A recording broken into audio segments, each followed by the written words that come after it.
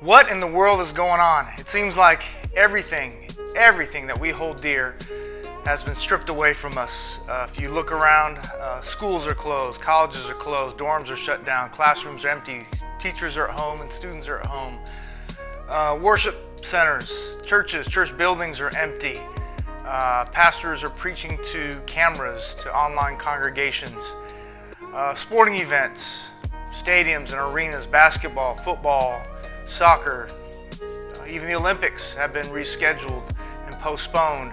All these things that we just hold dear have been stripped away. We've been separated from these things. And it reminds me of this, as you ask what's going on, is Jacob in Genesis chapter 32 was a self-made man. He was very wealthy. He had a beautiful family. He was cunning. He was strong. He was able to move a wellstone all by himself. Yet in Genesis 32, we see a point in his life when everything is stripped away. His family and all his possessions go on the other side of the Jabbok River. And he's all alone at night, and he wrestles with a man. And that man I believe to be the pre-incarnate Jesus Christ.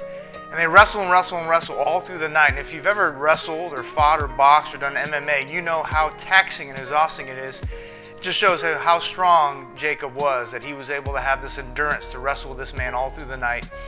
And finally this man, with a simple touch, touches the socket of Jacob's hip, which is the strongest joint in your body, and is able to simply dislodge it with a touch. And so Jacob cries, "Uncle," and he says, "Hey, tell me your name." And rather than receiving the name and hearing his name, he gets a new name. He gets a new identity. All his life, Jacob was the deceiver, the cunning one. And now he gets the name Israel, which means God fights. And so here's what's going on with us, I believe, is for many of us in our world today, in our society, all the things that we hold dear have been stripped away from us. We've been separated from those things. And now we're in a period of wrestling. And for many of us, we've wrestled with God in prayer, asking God questions. And this is what God is doing. Rather than us fighting for our own blessings and striving on our own, God desires that we would really be intimate with Him and walk with Him and trust Him to fight on our behalf and to bless us.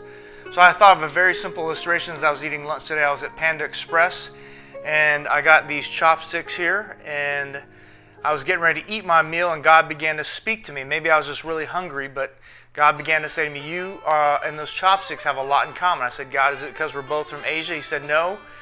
It's because if you look at these chopsticks, like many of us, we're all wrapped up in ourselves, and so before God can use us, He has to strip us. And if you notice here, these chopsticks are stuck on themselves, and so before they can be used, they also have to be broken.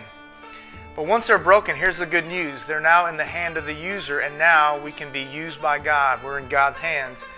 And here's the other bonus. Now that we're in God's hands and God can use us like He wants to use us, now He can stick us in the middle of something good, in some chow mein, some kung pao chicken, some orange chicken, some broccoli and beef. He can stick us in the middle of something good.